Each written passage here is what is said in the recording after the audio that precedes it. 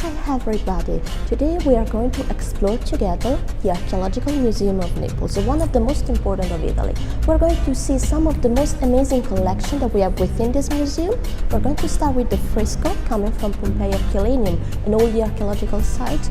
We're going to see some findings coming from the Vesuvian area, together with some Greek and Roman statues belonging to the Farnese collection, and we're going to see also the amazing Egyptian collection, the second most important of Italy after the Turin Museum.